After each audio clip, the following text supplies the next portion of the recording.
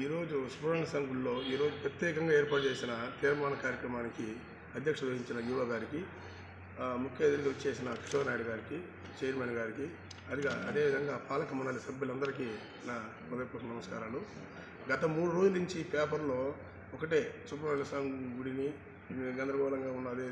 అది చాలా బాధాకరమైన విషయం అది.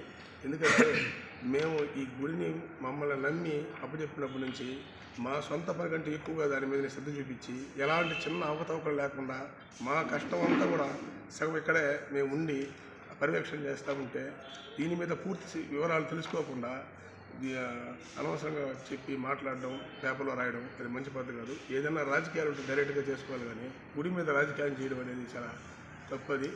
ఎందుకంటే ఒకప్పుడులో అన్నదానానికి దాని గురించి రాశారు సాక్షి పేపర్లు. 13,000 రూపాయలు అన్నదానం ఉంది, ఈరోజు 20,000 చేశారంటే ఈ గత 5 సంవత్సరాల్లో ఎంత ప్రతి దాని మీద ఎంత మార్పు వచ్చింది. ఆ రోజు 100 మందినే అన్నదానం, ఈరోజు కనీసం 1000 మంది 1,500 మంది దాకా వచ్చి తింటూ ఉన్నారు. దాని తగ్గట్టు క్వాలిటీ ఏర్పాటు చేసినాం. ఇది మ్యాన్ పవర్ ఈరోజు 10-15 మంది ఆ రోజు పనిచేస్తున్నారు. అదే మళ్ళీ అద్దె గుద్దుల గురించి మాట్లాడారు, ఆ కాంప్లెక్స్ గురించి బహిరంగంగానే 10 మంది సమక్షంలోనే మేము అక్కడ పెట్టి ఎవరు కావాలంటే 1, 2, 3 అది ఏ పార్టీకి సంబంధించిన వాళ్ళు తీసుకున్నారో కూడా ఒకే పార్టీ అన్నారు. ఆ రోజు మీరే విచారించుకోండి, 1, 2 రూములు ఎవరు తీసుకున్నారు. ఇలా పార్టీ పరంగా అయితే ఏం జరగలేదు. అన్నీ కూడా అంతా గుడి అనేది అట్లా పార్టీలు అనేది మేమైతే పెట్టలేదు. ఎవరైనా వచ్చి సొంతంగా పాడుకొని ఏదైనా చేసుకోమన్నాం. గుడి కార్యక్రమాల్లో కూడా మేము వచ్చిన తర్వాత ఎన్నో అభివృద్ధి కార్యక్రమాలు, 2 బ్రహ్మోత్సవాలు చాలా బ్రహ్మాండంగా చేసాం.